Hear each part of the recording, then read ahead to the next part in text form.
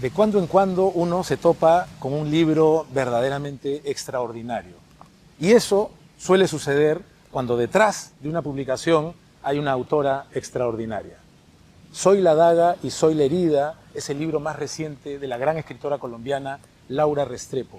Un libro dificilísimo de clasificar y dificilísimo de dejar una vez se abre. Es como una puerta a un misterio, a un universo fantástico, mítico, lúdico, perturbador, divertido. Un libro imperdible. Y ustedes no se pierdan nuestra conversación en aire libre con la gran Laura Restrepo.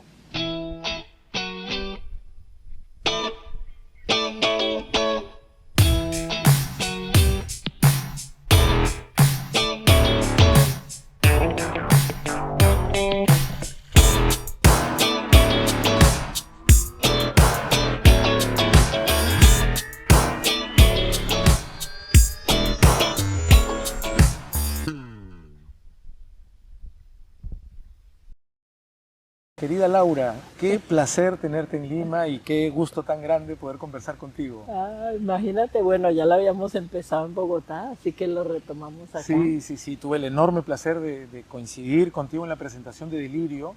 Hablaremos un poco también de Delirio, que es una serie basada en tu novela homónima. Pues fíjate que ya no sé si decirte Salvador o decirte José Vicente. Mejor Salvador, porque Salvador. te estaba contando que entré a una librería aquí y un librero amigo me recibió todo serio y me dijo, no te quiero saludar. Le digo, ¿qué ha pasado? Y me dice, te he visto en Delirio. Y en donde eres malísimo. Pero yo creo que he tenido algunas conversaciones a propósito de la Feria del Libro sobre Delirio, que es esta manera tan interesante en que las plataformas están tomando grandes novelas latinoamericanas para llevarlas al audiovisual, como veníamos comentando, generando conversación, generando debate. Yo creo que también haciendo que mucha gente busque el libro y que compare su experiencia, ¿no? Mucho, mucho. Y sabes qué, muy interesante ver en redes toda la discusión, la comparación entre el libro y la serie. A veces para bien para uno o para la otra, o reivindicando lo que tiene uno y la que aporta la otra. Pero ha sido muy interesante ver ese debate público, primero sobre la locura nuestra como sociedad, ¿cierto? La enfermedad de una estructura social. Pero luego también las relaciones entre el medio audiovisual y el medio escrito. Muy interesante ver cómo la gente se mete a opinar. ¿Y tuviste tú algún debate interno previo ante la propuesta? ¿Te sentías como inmediatamente llana a que hay una adaptación o tenías cierta reticencia? No, durante años. Es que mira que el libro ya cumplió un aniversario hace poco de 20 años. Y había habido muchas ofertas a lo largo del tiempo, que tengo un agente maravilloso en Nueva York. Y siempre las habíamos rechazado, porque estábamos esperando que apareciera como una oferta realmente buena, porque pensamos que el libro daba para que hicieran algo de verdad. Entonces cuando llegó, siempre estuvimos como 2 años en las negociaciones, pero finalmente con TIS hicimos y la verdad que salió divinamente. Valió la pena haber esperado tanto. Qué Un bueno. elenco fantástico, una producción maravillosa. Impecable. Está muy bien hecha, sí.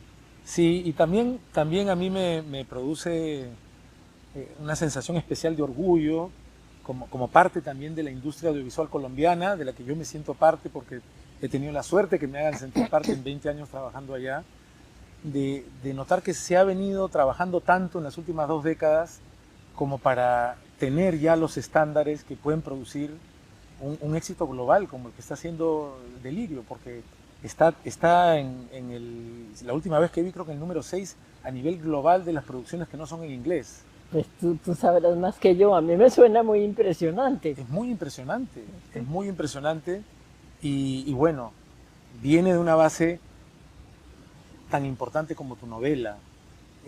Hablemos un poquito de la historia en realidad que ha sido adaptada de la novela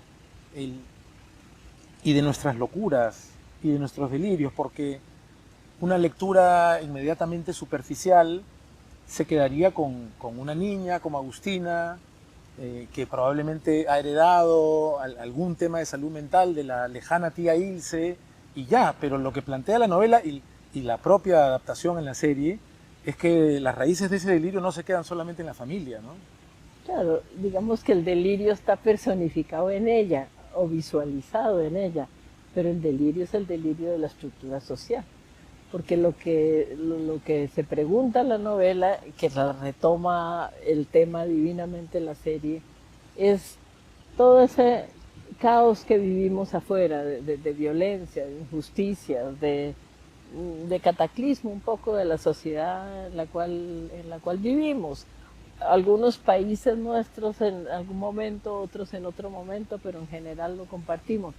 La idea es, eso se queda por fuera una vez que tú entras a tu casa y cierras la puerta, eso está allá afuera, un poco lo que podemos decir ahora de Gaza.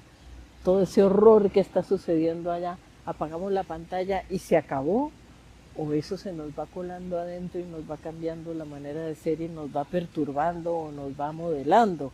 Esa era la idea. Y Agustina también es un poco eso, ¿no? Una niña sometida primero al caos exterior, bueno, en el caso de la serie y del libro, toda esa época de Pablo Escobar, que era el delirio, tú nunca sabías, las bombas estallando por todos lados, se caían los aviones, los centros comerciales, pero además también la hipocresía de nuestra sociedad, es que yo creo que eso también lo compartimos. Es decir, la estructura patriarcal se maneja con una jerarquía clarísima que está basada en los secretos. Quien conoce los secretos maneja el poder y los súbditos o los sometidos son los que no saben. Para ellos es secreto todos los tejemanejes familiares, con el dinero, en la cama, con el sometimiento de ciertos personajes, el predominio de otros. Tú lo sabes bien porque tu personaje un poco encarna todo ese mundo patriarcal que un poco se está descomponiendo y dejando rezagos que hacen daño. Entonces Agustina está como en la mitad, ¿no? De la presión familiar y la presión social, y ella lo expresa en la forma de la confusión de su delirio, pero también la lucidez de su delirio. Sí, eso me parece que es algo de lo que se habla menos, ¿no? De la lucidez del delirio. No sé si de la lucidez que provoca el delirio, como lucidez siendo causa de un delirio, al ver lo que realmente hay, no poder soportarlo, o si al tener un delirio, poder ver las cosas con una lucidez que la supuesta cordura no te permitía. Sí, claro, como buscar una estructura mental diferente, porque la ordinaria, la racional, digamos la establecida, la del statu quo, no te da respuestas para lo que está pasando. Entonces ella elabora sus propios mecanismos. Yo creo que ese es un aspecto que está más en el libro de pronto que en la serie, que es que ella empieza a delirar cuando trata de frenar la violencia, perdón, tuya, que eres el padre en la serie. Ella conjura, hace esos conjuros con el hermanito para que el padre no le pegue al hermanito. En la serie está insinuado, Sí, en el libro está más se llega a ver, desarrollado. pero de manera muy fugaz en la serie, y es como esta respuesta de una niña que quiere proteger a su hermano menor, que, que es muy delicado de niñito, cuando va creciendo comienza a mostrar afeminamientos que el personaje que me toca interpretar, Carlos Vicente, no tolera, que probablemente su impulso, ni siquiera cuestionado, recibido de las generaciones previas, es enderezarlo porque va a sufrir mucho, porque va a ser expulsado, porque va a ser maltratado, pero no desde el amor, sino desde esa especie de furia que es una expresión de miedo. Claro, bueno, el muchachito, el hermanito de Agustina, claramente va a ser homosexual, seguramente ya lo es desde pequeño, y al padre eso le produce, fíjate, y hay una escena muy violenta que tú protagonizas ahí, me gustaría preguntarte, ¿cómo la sentiste? ¿Cómo fue? Porque es tal vez la escena más brutal de la serie, es esa. Sí, en verdad, eh, ya que me lo preguntas, cosa que te agradezco, yo creo que hay 3 momentos de extrema violencia, cada uno con un hijo, ¿no? Carlos Vicente y Eugenia tienen 3 hijos. Está Joaquín, que es el mayor, está Agustina, que le sigue, que es la protagonista de la historia, y está Carlos Vicente Junior, el Bichi.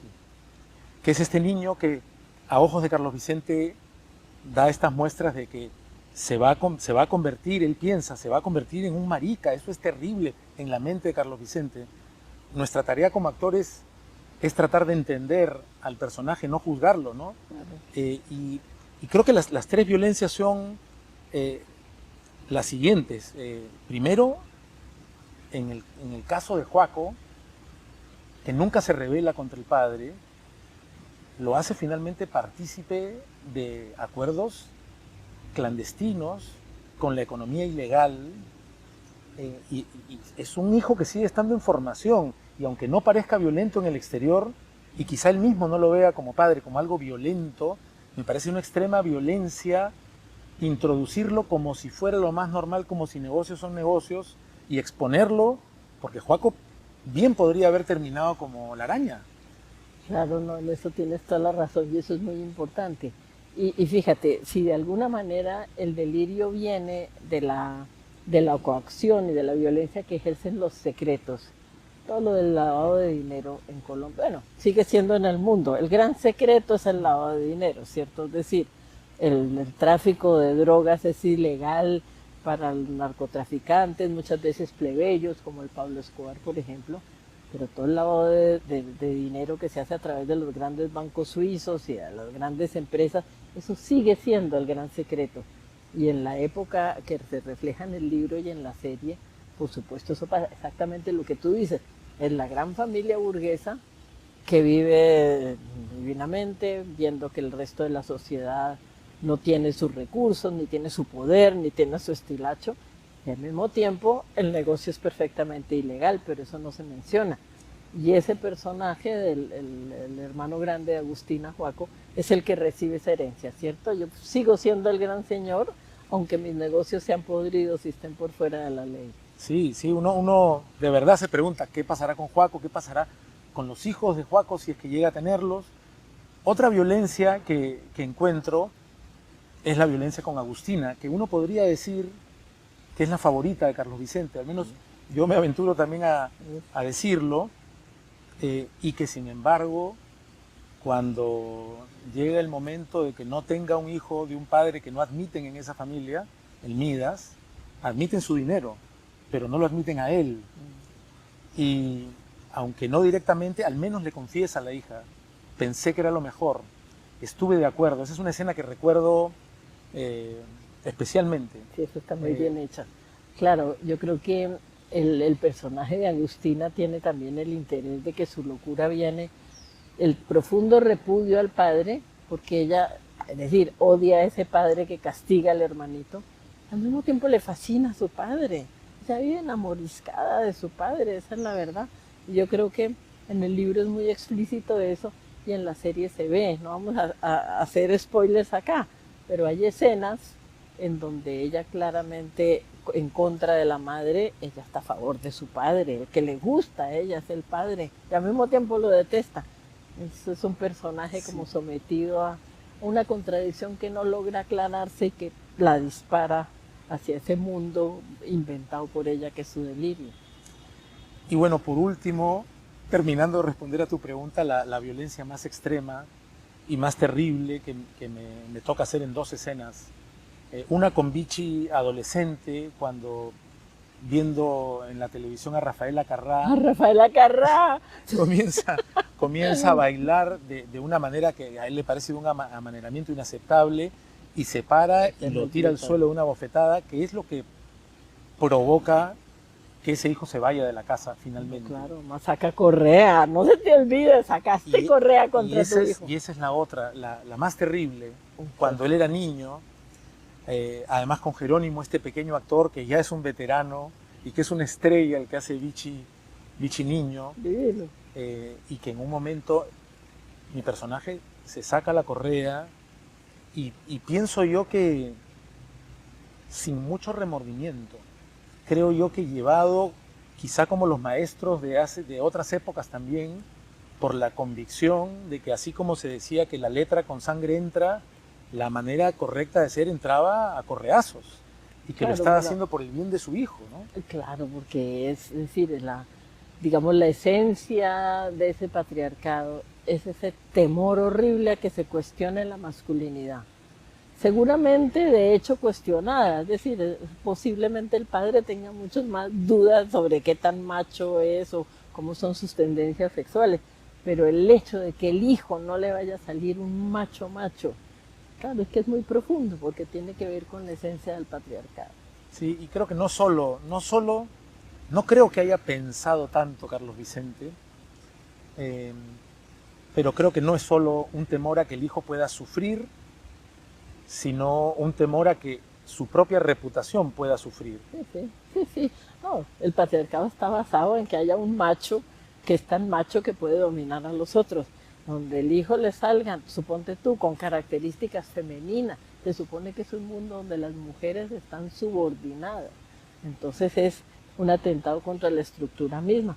Pero mira que eso está en el libro y la serie lo retoma muy bien y es muy valiente. ¿Por qué esa homofobia tan espantosa en las sociedades tradicionales? ¿De qué se trata? ¿Por qué es tan aterrador lo que cada quien quiera hacer con su sexualidad, con su emotividad, con su afectividad? ¿Por qué es tan aterrador? Nada suscita, te estoy hablando de ti en la serie, nada suscita tanta violencia como ese afán de que se resquebraje la idea de la masculinidad íntegra.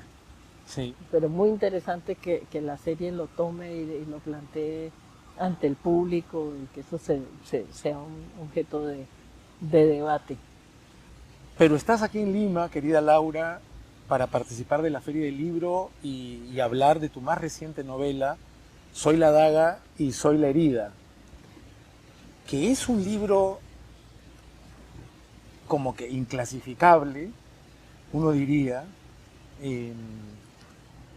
refrescante, desafiante, incómodo, divertido, profundamente perturbador, lúdico. Es decir, todos estos elementos están en lo que pareciera ser espontáneamente. Venimos hablando de delirio y las violencias que lo causan y nos encontramos en Soy la daga y soy la herida con ya un nivel de violencia cuya naturalización parece haber hecho de los personajes de esta novela tipos que no pasarían por locos, sino profesionales habituadísimos, no solo a la violencia, sino al asesinato. Es mi mejor esfuerzo por tratar de comenzar una conversación sobre Soy la daga y soy la herida. Mira, bueno, viniendo de ti además, pero haces una caracterización, yo creo, muy exacta de lo que es el libro. No es una parodia, ¿cierto? Porque si no fuera, sería imposible leerlo. Entonces, yo quería que la gente se riera. El protagonista, Misericordia Dagger, es un verdugo. Es un cortacabezas. Y por tanto su oficio es brutal. Pero al mismo tiempo es un poco payaso. Es decir, es un personaje tragicómico. Es un verdugo ilustrado. Se llama Misericordia Dagger, o sea, tiene todas las contradicciones de su propio nombre. Misericordia, por un lado, pues es el acto de caridad cristiano. Pero tú sabes que misericordia se le decía ese puñal, una puñaleta, como una aguja de afilado, con la que los guerreros medievales remataban a sus víctimas para no dejarlas agonizar. En un acto de misericordia. Un acto de misericordia. Entonces, Misericordia Dagger, el personaje, James Bond de la postmodernidad, es por un lado cortacabezas, pero por otro lado es un tipo que tiene suficiente cultura para darse cuenta de que tal vez es un poco un horror. Y está el otro personaje de la novela, que es Abismo. Abismo es un dios, porque estamos hablando del tono muy onírico de la novela, digamos fantástico. De alguna manera también, tal vez fue la palabra que yo añadiría a tu caracterización.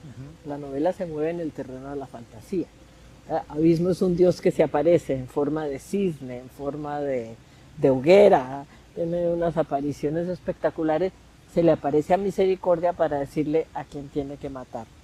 Y Abismo también es muy payaso, y a Misericordia no se le escapa que ese dios tan aparatoso y en últimas tan fantoche y tan tontarrón como algunos que conocemos entre los grandes líderes mundiales.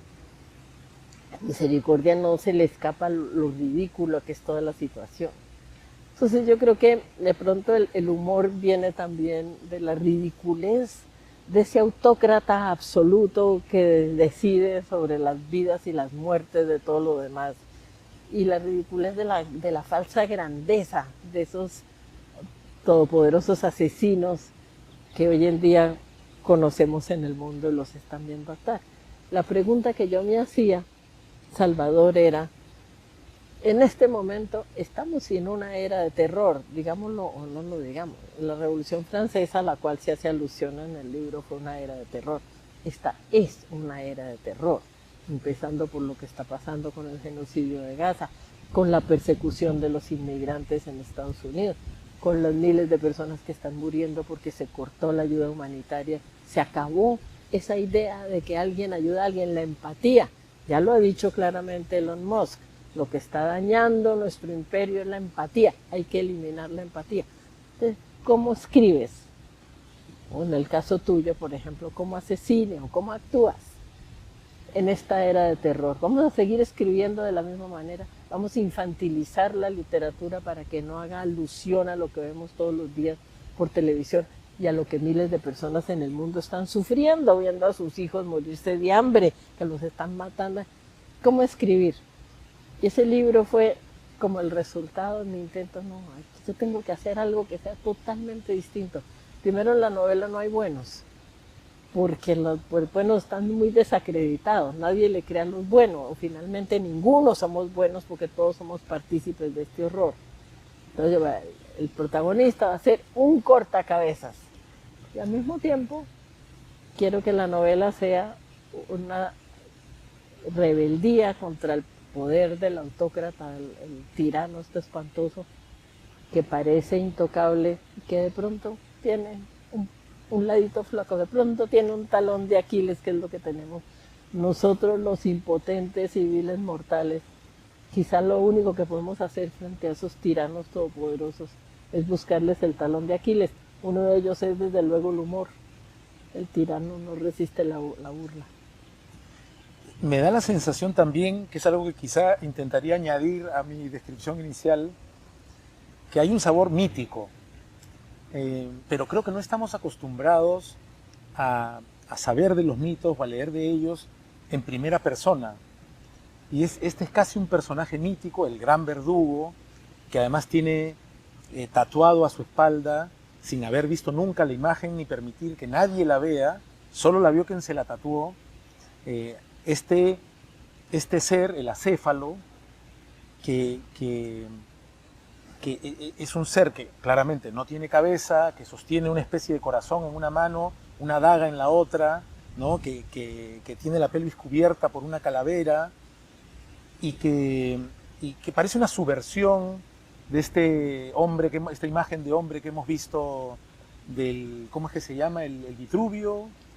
El hombre de Vitruvio, que lo diseña Leonardo da Vinci, que es el hombre que está con los brazos y las piernas extendidas, contenido en un círculo que a la vez está contenido en un cuadrado, y que es para Leonardo, y que se ha vuelto símbolo para la humanidad, de la perfección humana, ¿cierto? Las medidas impecables que dan el paradigma, el orden del universo.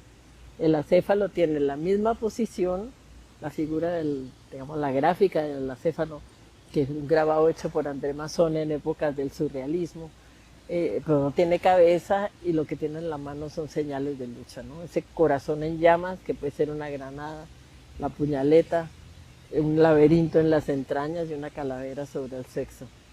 Fíjate que tienes toda la razón. Yo sí busqué la dimensión mítica porque creo que en términos de periodismo de todos los días se nos desdibuja lo que está pasando. Había que buscarle el mito, y había que hacer un mito también del tirano. Es que mira tú, con perdón, pero la figura de Trump va a ser una figura mítica en la posteridad, mítica del espanto, pero no sé, su pelo ese que se le vuela cada vez que se baja de un avión, su cara anaranjada y su cuerpo blanco, la cantidad de barbaridades que dice por segundo es inimaginable.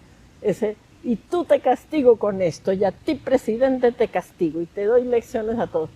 Es decir, ni Calígula, yo creo, encarnó al tirano de una forma tan grotesca y al mismo tiempo tan irreal. Es decir, es casi mítico.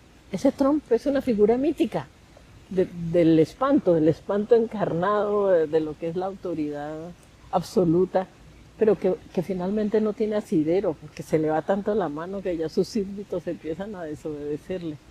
Y el acéfalo era la manera de, a ver, ¿quiénes habían hablado en la humanidad como con claridad, con valor, sobre una época de terror? Los surrealistas, que escriben justo cuando se está viniendo la Segunda Guerra Mundial y ellos sienten ese terror que se viene.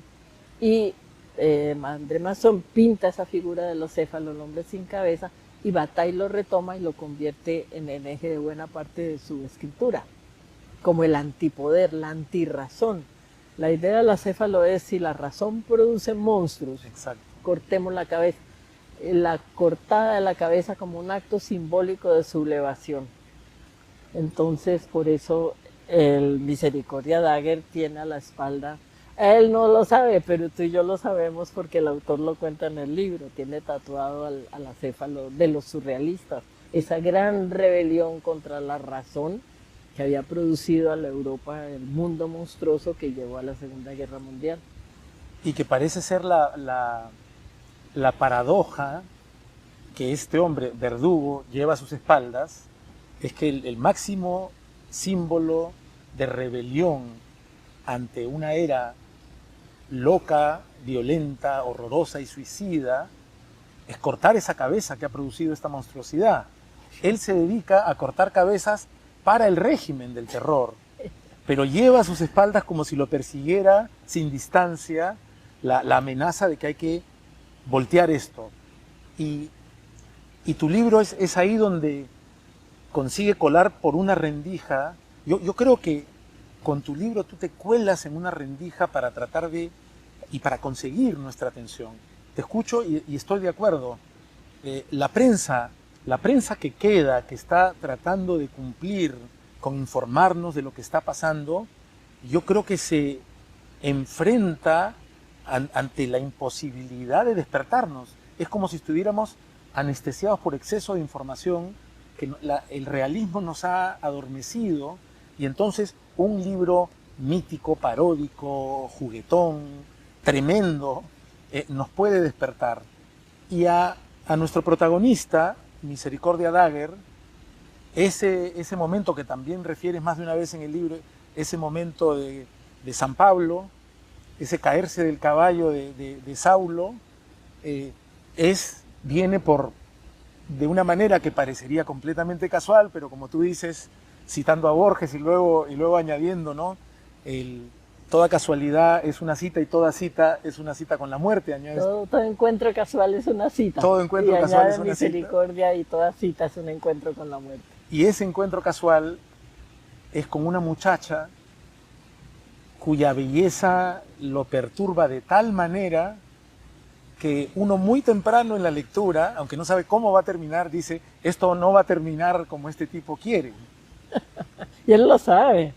Él sabe que él está transgrediendo primero su propia ética, porque tú lo decías antes, estos verdugos que vemos ahora en la realidad, donde en realidad son burócratas, bueno, la banalidad del mal de la que hablaba Hannah Arendt, ¿no? Son burócratas cumpliendo con su deber, que matan porque creen que están exterminando ratas que deben morir. Entonces, el Misericordia también, él es perfectamente ético, él deja impecable la escena del crimen, él es un cortacabezas con unas normas profesionales muy estrictas. Es ritual en su forma de cortar la cabeza, es ritual. Y de pronto empieza a actuar de una manera normal. Inclusive parte de esa forma estricta de ejercer su oficio tiene que ver con su asexualidad. Él es asexual, es decir, fascinarse por una mujer o un acto de catre sería imperdonable para Misericordia. Y de golpe empieza a andar en contravía de sí mismo. Gente que lo le dice: el amor lo transforma. el amor y la transgresión en las cosas chiquitas lo va llevando a cometer transgresión en los actos grandes, porque su amor también es un amor raro. Él no tiene apetencia por esa muchacha. Yo lo siento más bien paternal frente a ella. No sé cómo lo viste tú. A mí me fascina el momento en el que presentas a Dix, que es esta joven, que además es una celebridad porque es una campeona de natación muy conocida y por lo tanto una sirena que él alcanza a concebir como una amenaza, ¿no? Como los cantos de sirena lo pueden hacer tambalear e incluso caer, ¿no? Pero hay este momento bellísimo en el que,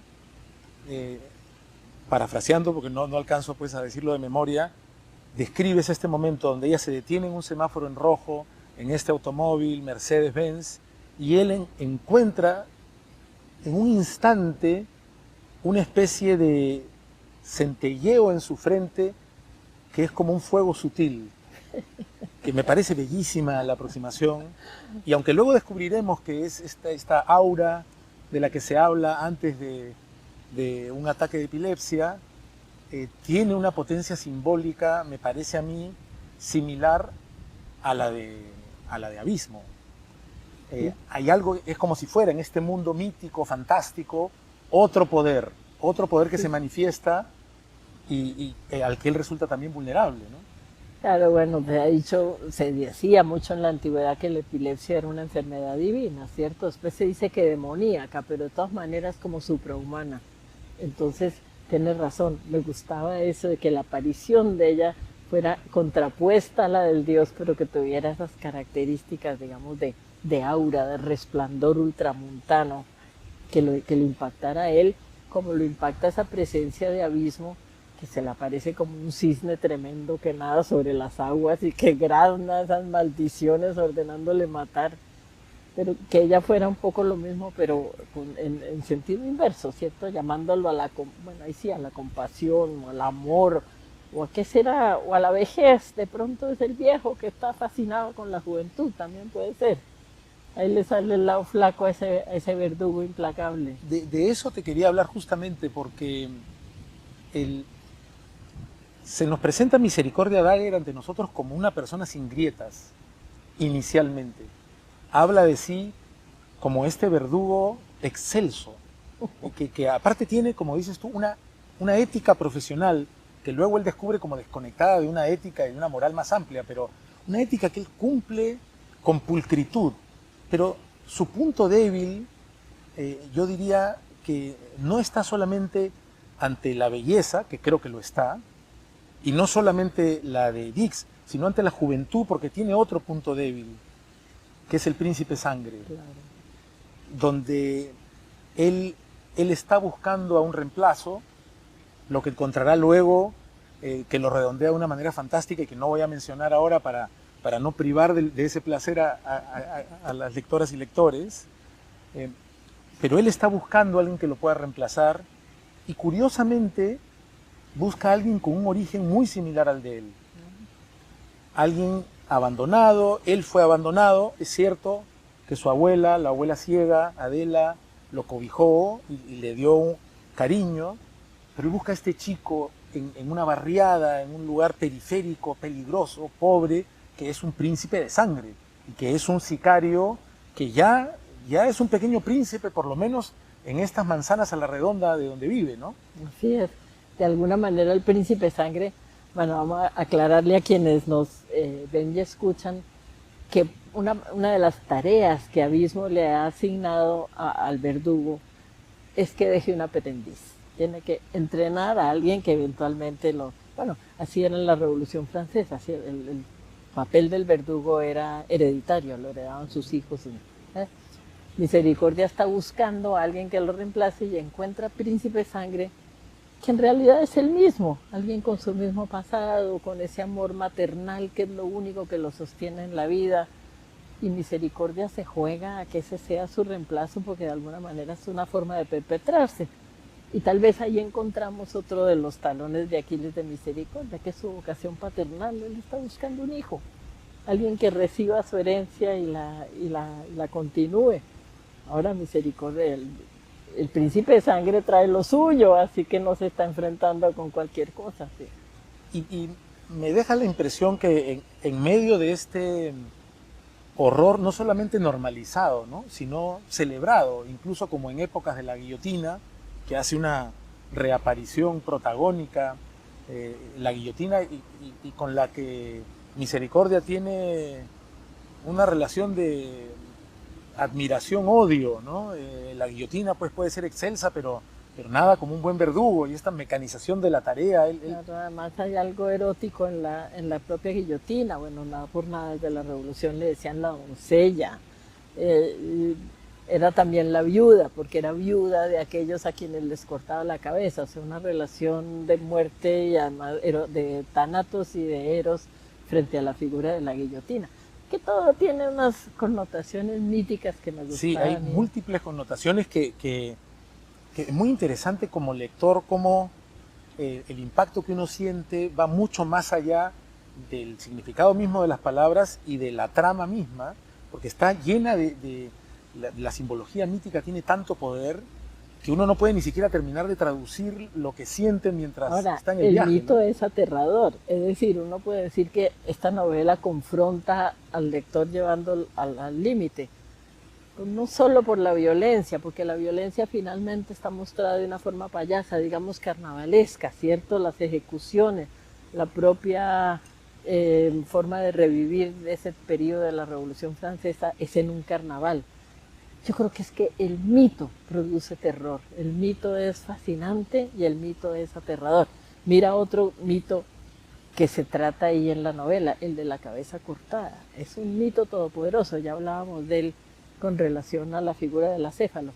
Pero piensa tú en la gran pintura occidental, el peso que tiene la cabeza cortada. Bueno, la cabeza del Bautista en la bandeja de plata, pintada por casi todos los grandes pintores tienen la cabeza del Bautista.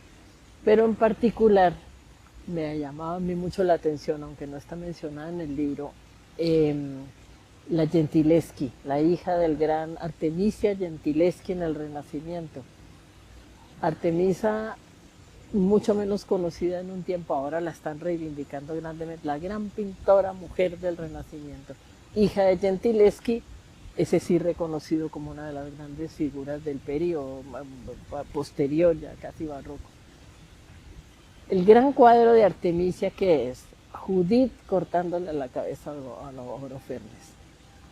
Y Judith tiene una expresión de rabia donde tú ves la venganza absoluta. Entonces, el corte de cabeza es como un rito de pasaje de una etapa hacia otra, ¿cierto? Que si tú lees, si es válido hacerlo, la historia de Artemisia, ella le aprende a su padre, a partir de un cierto momento el padre entiende que tiene que ponerle otro maestro porque ella ya ha aprendido todo lo que el padre sabe, y le ponen un maestro que la viola. Esa violación que la hace abandonar la escuela de pintura y empezar a pintar por su parte, después el padre, para, digamos, salvar el honor de la muchacha, la casa con un pintor menor. Seguramente ella tuvo que someterse en su vida a toda esa humillación de ser violada, de ser casada por acuerdo para que el padre no sufriera el deshonor, y lo saca a la luz en el cuadro ese de Judith y Holofernes, donde Judith, con una furia y con unos ojos chispeantes, le corta la cabeza a ese Holofernes como la gran venganza de ella en la vida. Entonces la propia cabeza cortada también es un símbolo aterrador y al mismo tiempo fascinante, ¿no? Que me parece que resumes de una manera al mismo tiempo evidente, pero muy discreta en el propio título. Es decir, soy la daga y soy la herida, correspondiente a la voz del narrador, que es Miseria Dagger, y con su debilidad por la juventud. Yo siento que su debilidad por la juventud no es solamente, incluye, pero va más allá de una debilidad por la belleza. Me da la impresión de que es alguien que está lidiando con una rebeldía interna. Es una especie de Hamlet en más de un momento. el ¿lo hago o no lo hago? Tiene una tarea final que tiene que ver con la abuela de Dix. Lo voy a hacer, por supuesto. Hay momentos en que yo como actor, aparte leí y decía, qué divertido sería interpretar a este personaje, porque de manera absolutamente tajante asegura algo, pero 2 segundos después lo niega de manera igualmente tajante. Está desgarrándose. Y da la impresión de que busca dejar en herencia su debilidad, su herida, en manos de jóvenes que quizás puedan mejor que él ayudar a acabar con este régimen al que él sirve. Yo creo que sí, y lo que tú dices, la fascinación por la juventud es también fascinación por la vida, que es lo mismo que él corta, ¿cierto? Él corta vidas y al mismo tiempo valora la vida. ¿Qué es el apego de este hombre por la muchacha? No solo que es joven y está enferma. Él no concibe que la juventud no viva, la juventud tiene que vivir y está dispuesto a llevarla a ella por el camino que sea. Fíjate que él busca distintas maneras que no vamos a contar aquí de que ella pueda vivir. Entonces soy la daga y soy la herida. Yo quería desde el título mostrar ese Hamlet payaso que es Misericordia Dagger. ¿Matar o no matar? Ese es el dilema de él. Lo hace profesionalmente, siempre con tremendas dudas. Y siempre termina, es el inmolador que se autoinmola, porque hay un capítulo que tampoco les vamos a contar de uno que se llama Alegrías, que es una de sus víctimas. Entonces la relación que tiene con Alegrías, pues es la relación con un amigo. Finalmente, cuando él mata, se está matando a sí mismo. Y todo el tiempo él sabe que sus actos de rebeldía van a conllevar su propia muerte, ¿no? Él lo sabe. Querida Laura, no solamente he disfrutado la lectura de Soy la daga y soy la herida, que invita a adentrarse en este universo misterioso, que creo que a uno como lector lo hace sentirse muy vivo, sino que creo que es un libro que a uno lo deja con esperanza respecto del lugar del arte en un momento como este. En un momento como este, que más allá de los valiosísimos esfuerzos desde el periodismo o los ensayos o las ciencias, algo parece haberse agotado en los tiempos en que estamos viviendo, y donde un arte juguetón, pero agudo, que es capaz de despertarnos y hacernos entender, aunque sea inicialmente de manera inconsciente, que hay algo que no se sostiene más y de que hay formas de buscar una salida a todo esto. Pues mira, Salvador, que has dicho una cosa que vamos a tomarla como profético. Dijiste, ¿cómo sería actuar como Misericordia Dagger? Vamos a jugar a que haya algún día una película y ya quedas nombrado el actor de Misericordia Dagger, porque lo haría maravillosamente. Pasaría Has de Carlos Vicente desentrañado ese personaje de manera deliciosa. A Misericordia Dagger. Es un enorme placer leerte y un placer incluso mayor poder conocerte y conversar contigo.